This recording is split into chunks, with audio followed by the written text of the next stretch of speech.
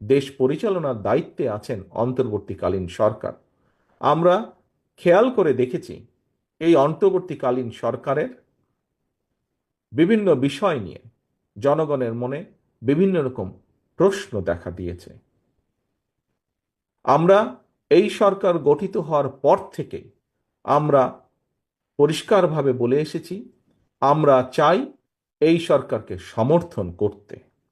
আমরা চাই বর্তমান অন্তর্বর্তীকালীন সরকার সফল হোক।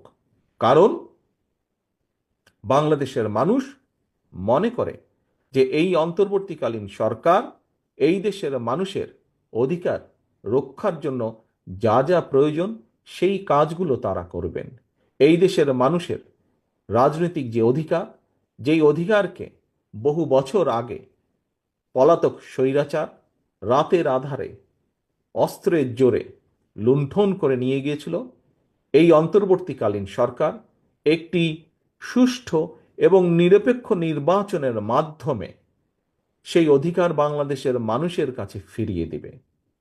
কিন্তু গত কিছুদিন ধরে আমরা অত্যন্ত দুঃখের সাথে আমরা লক্ষ্য করছি সরকারের ভেতরে বিভিন্ন ব্যক্তি বিভিন্ন রকম কথা বলছেন জনগণের অধিকার ফিরিয়ে দেবার ক্ষেত্রে। এর ফলে দেশের বিভিন্ন স্থানে বিভিন্ন রকমের অস্থিরতা তৈরি হচ্ছে। প্রিয় সহকর্মীবৃন্দ, আমি প্রথম দিকেই বলেছি বাংলাদেশে আমরা অস্থিরতা দেখতে চাই না। আমরা চাই দেশে স্থিতিশীলতা নিয়ে আসতে। কারণ দেশকে যদি সামনের দিকে এগিয়ে নিতে হয়, দেশের মানুষের ভাগ্যের পরিবর্তন যদি আমাদেরকে ঘটাতে হয়, তাহলে অবশ্যই দেশে স্থিতিশীলতা নিয়ে আসা অত্যন্ত প্রয়োজনীয়। কিন্তু আমরা লক্ষ্য করছি অন্তর্বর্তীকালীন সরকারের কিছু কিছু ব্যক্তির বক্তব্যে বিভিন্ন রকম অস্থিতিশীলতা তৈরি হচ্ছে। আমরা দেখছি অর্থনীতিতে অস্থিতিশীলতা, আমরা দেখছি সমাজের বিভিন্ন শ্রেণীতে বিভিন্ন অস্থিতিশীলতা, আমরা দেখছি প্রশাসনের বিভিন্ন স্থানে বিভিন্ন অস্থিতিশীলতা। আমরা পরিষ্কারভাবে আজ আবারও এই সম্মেলনের মাধ্যমে, এই সম্মেলন অনুষ্ঠানের মাধ্যমে আমরা বলতে চাই, আমরা এই সরকারকে আমরা সহযোগিতা করতে চাই। কারণ আমরা চাই এই সরকার যত স্মুথলি, যত সুন্দরভাবে এই সরকার একটি নিরপেক্ষ নির্বাচন অনুষ্ঠিত করতে পারবে, আগামী দিনে গণতান্ত্রিক যাত্রা তত স্মুথ হবে এই দেশের জন্য, এই দেশের মানুষের জন্য। আমরা আশা করব, আমরা আশা করব অন্তর্বর্তীকালীন সরকারের প্রতি মানুষের যে নিরপেক্ষতা প্রত্যাশা, সে নিরপেক্ষতা তারা বজায় রাখবেন, নিরপেক্ষতা তারা বজায় রাখবেন। একই সাথে বাংলাদেশ জাতীয়তাবাদী দল মনে করে, বাংলাদেশ জাতীয়তাবাদী দল দৃঢ়ভাবে বিশ্বাস করে, গণতন্ত্রে বিশ্বাস করে, এবং গণতন্ত্রের একটি মূল মন্ত্র হচ্ছে আমরা আমাদের মধ্যে যে মতপার্থক্য থাকবে বিভিন্নভাবে বিভিন্ন জায়গায়, সেটি দলের ভিতরেই হোক, সেটি অন্য কোনো রাজনৈতিক দলের সাথেই হোক না কেন, আমরা মতপার্থক্য থাকলে আমরা বসবো, আমরা আলোচনা করব, আমরা সিদ্ধান্ত গ্রহণ করব যা দেশের স্বার্থে হবে, যা দেশের মানুষের স্বার্থে হবে।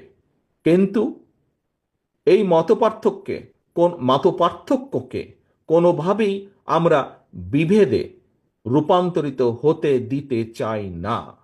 কারণ আমাদের মতপার্থক্য যদি বিভেদের মধ্যে বা বিভেদ সৃষ্টি করে, আমাদের নিজেদের মধ্যে সবচাইতে বেশি ক্ষতিগ্রস্ত হবে দেশ, ক্ষতিগ্রস্ত হবে দেশের মানুষ, ক্ষতিগ্রস্ত হবে এই দেশের গণতান্ত্রিক রাজনৈতিক দলগুলো, ক্ষতিগ্রস্ত হবে এই দেশের গণতান্ত্রিক রাজনৈতিক কর্মী, গণতন্ত্রে বিশ্বাসী মানুষগুলো।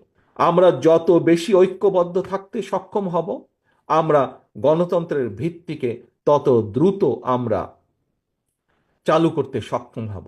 আমরা যত বেশি ঐক্যবদ্ধ থাকব, যত দৃঢ়ভাবে আমরা ঐক্যবদ্ধ থাকব, আমরা দেশের বিরুদ্ধে, গণতন্ত্রের বিরুদ্ধে যারা ষড়যন্ত্রকারী, তারা তাদের পরিকল্পনা তত বেশি ভেস্তে যাবে, তত দ্রুত ভেস্তে যাবে। কিন্তু সেই আন্দোলন অব্যাহত রাখার মাধ্যমে আমাদেরকে সচেষ্ট থাকতে হবে, সচেতন থাকতে হবে, যাতে করে আমাদের ঐক্যের মধ্যে গণতন্ত্রে বিশ্বাসী রাজনৈতিক গুলোর ভিতরে ঐক্যের যাতে কোনো ফাটল না ধরে।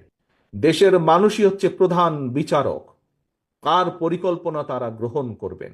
এই দেশের মালিক বাংলাদেশের জনগণ, কাজে বাংলাদেশের জনগণই সিদ্ধান্ত নিবে কাদের পরিকল্পনাকে তারা সমর্থন দিবে, কাদেরকে তারা দায়িত্ব দিবে আগামী দিনে দেশ পরিচালনা করার।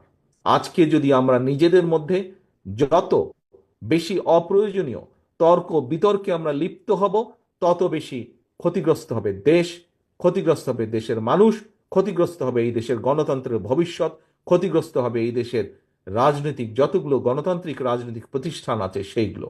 কাজেই বহু ক্ষতির ভিতর দিয়ে বিগত 15 বছর ধরে এই দেশের মানুষ দেশ গিয়েছে। আসুন, এখন হচ্ছে দেশ